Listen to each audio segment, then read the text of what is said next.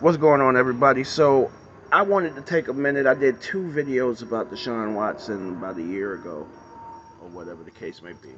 And I wanted to take a minute to speak on it for what just happened now. There's been an 11-game suspension that originally started off with 6 games, or whatever the case may be. And I wanted to um, talk about this for a minute because I just caught a clip with Molly Karam, of course, and a beat writer, and her first name is Kimberly, from the Cleveland Browns, and then Mad Dog Russo, who didn't say much, and then there was Stephen A. Smith, who said a few things or whatever. But I also saw something from Fox Sports with Sam Acho, Rick Bucher, and Joy. I can't remember her name at the moment. But ladies and gentlemen, my stance is still the same as it was a year ago, and that something just don't smell right about the case. All right, and it doesn't. But the punishment has come down. But for some reason, with this punishment, they wanted this person to come out and admit that he was guilty because he has settled these cases. Ladies and gentlemen, settlements aren't admissions of guilt. All right, it's not, and that's the problem that we have, and that's how we look at things from a sociological standpoint. When we look at somebody and we see them going through something legally, and we see them settle out of court, we think that is an admission of guilt. No, at this point, you just want to get the shit over with. You've lost a whole year of being able to play football, or whatever the case may be. Last year, now he's gonna lose 11 games, or whatever the case may be. Let's get this shit over with. Now, if that is an admission of guilt, ladies and gentlemen, and this seems to be what Rick Bucher, Joy, Sam Acho, Molly Karam, and this beat writer was looking for out of the situation, for him to admit that he was guilty after the fact.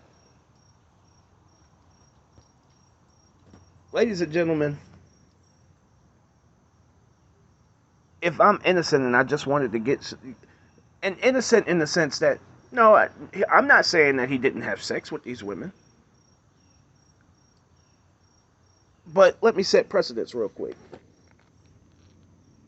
I would say around 6 years ago, 7 years ago, a woman came out and said that she had had sex with Usher. She had met Usher, had sex with Usher, Raymond, and said that she contracted herpes from him.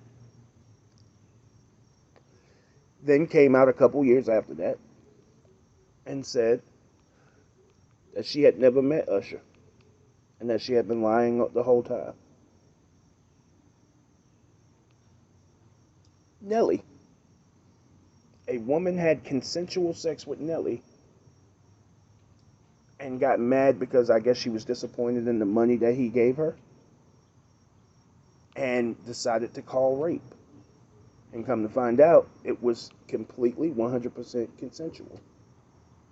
All right? The Usher thing has stuck with him this entire time, y'all. Even though this woman has come out and admitted that she was lying the whole time and never met Usher, that shit has stained his reputation to the point that he is still considered to be a person walking around carrying herpes right now to this day. Even though the story had no validity and she had never even met the man.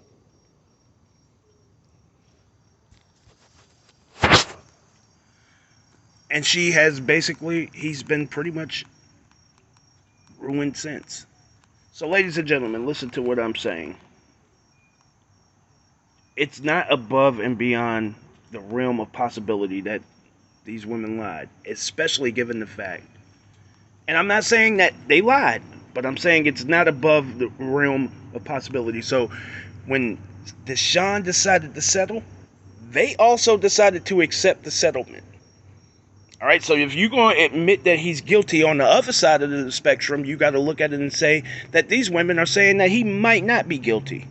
But the truth is, they're just ready to just get it over with, all right? Because there's no real guarantee that either side is going to win. All right? Now, the problem is, all of these women had the same lawyer. The same exact lawyer. All right? And that lawyer is the biggest winner of them all. And it just is what it is. All right? If all of them had separate lawyers,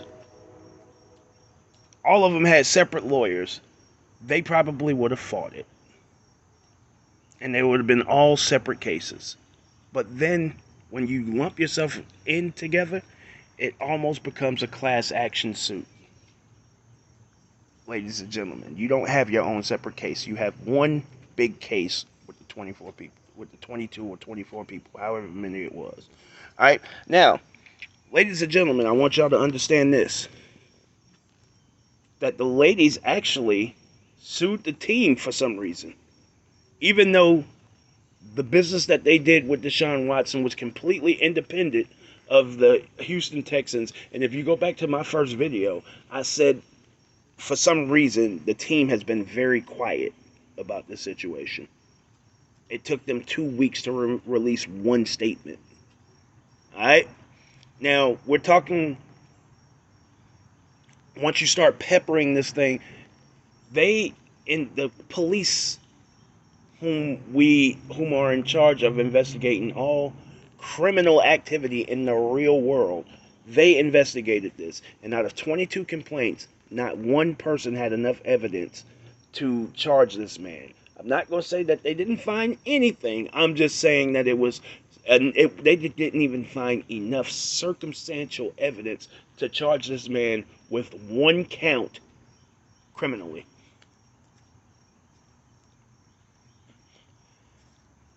Ladies and gentlemen,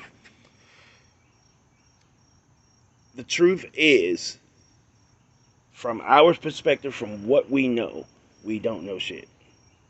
We don't know what happened. And the truth is, if I am innocent of something, if I didn't do something, I will never say that I did it in order to try to get something over with.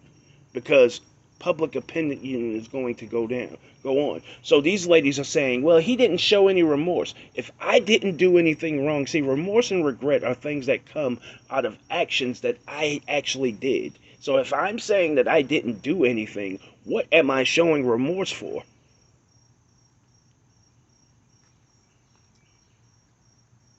Molly Karam constantly does this, except she didn't do it with Ben Roethlisberger because Ben Roethlisberger is a little bit white. I don't... Too powerful. White man. Can't say nothing. He's a white man. Ben Roethlisberger got 4 games. He did this shit twice, apparently. According to according to the words of a woman. He did this shit twice. And he got 4 games. Ladies and gentlemen, precedence has been set. Now this person, he's gonna miss 11 more games due to the and he missed the whole last year, by the way, y'all. And he's gonna miss 11 games, and it is what it is. Not enough for you. You want him to come back and stand in front of the world. And I don't know whether he's guilty or not. I don't know what he did. But I'm leaning more to the fact that we're talking about an industry that is famous for the word happy endings in order to get more money. And we're talking about an industry. Now, this happened right around COVID time. And we're talking about an industry that since COVID happened, you have women on masseuses that are on social media, that are now on OnlyFans, who videotape themselves giving men erotic massages for pay.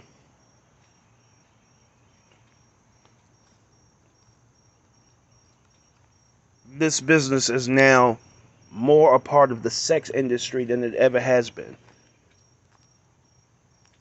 So for me as a man, and I've never had a professional massage or whatever the case may be, but for me as a man, I am completely aware of what the sex industry entails.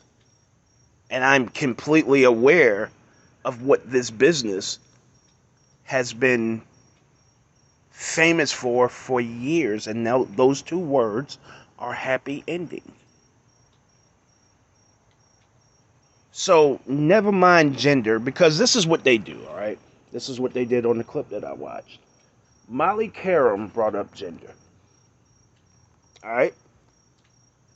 And the moment Stephen A. mentioned the fact that the initial judge in the case was a woman who only gave him 6 games, Molly, I think, started to throw her own shit in when she said that the reason that she didn't do this and the reason that he was given 11 games and this, that, and the third was because he didn't show any remorse. You don't show remorse for things that you didn't do. All right? So whether he did it or not, if he's saying I didn't do it, he's not going to show remorse, because showing remorse is an admission of guilt.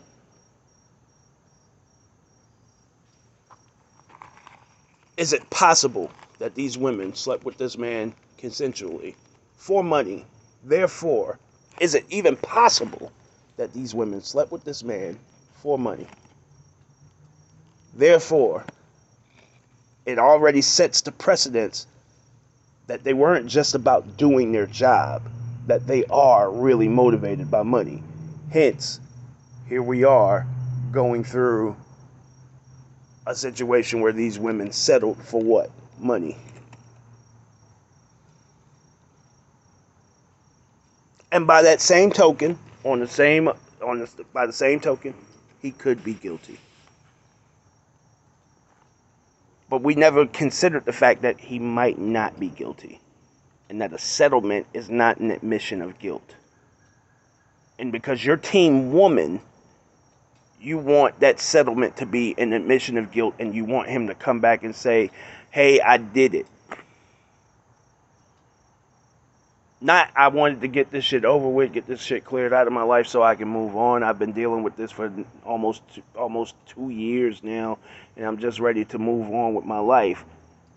And they got their money for what they said or whatever the case may be. But anybody even thought about the fact that somehow or some way that these women actually sued the team as well? And the team, these were independent transactions of the team. These are transactions that these women made with a singular person, and somehow they decided to sue the team. And finally, I will say it. The team was quiet because the team had something to do with it. The team gathered these women in order to punish DeShaun Watson for leaving. That's what it looks like to me from my eyes. Especially the fact that these women came back and sued the team. I'm out. You can be mad at me all you want to. I see something, and I smelled a rat from the very beginning, and I said it over a year ago. Show off.